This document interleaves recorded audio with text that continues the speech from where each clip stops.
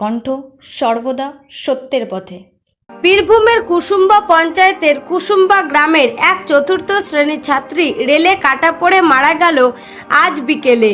কুসুম্বা ও চাকাইপুর মাঝামাঝি rail line পারাপারের জন্য সাধারণ মানুষ যাতায়াতের জন্য গড়ানো হয়েছিল একটি কালভার্ট, যেটির উপর দিয়ে ট্রেন যাতায়াত করে। আর এই কালভার্টের উপর আজ বিকেলে 4-5 জন বাচ্চা কালভার্টটার উপর বসেছিল। আর সেই সময় একটি মালগাড়ি পিনারগড়িয়া থেকে রামপুরহাটের দিকে আসছিল। গাড়ি দেখতে পেয়ে বাচ্চারা নেমে পড়ে কালভার্টটা থেকে। তার মধ্যে একটি কালভার্টের উপর থেকে নামতে না পারায় কাটা পড়ে যায় বাচ্চা মেয়েটি।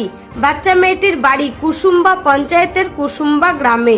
বয়স আনুমানিক 9 বছর। সেই বাচ্চা মেয়েটির নাম গৌরী দা, তার বাবার নাম কৈলাস দা, চতুর্থ শ্রেণীর ছাত্রী। এর ফলে পরিবারে নেমে এসেছে শোকের ছায়া।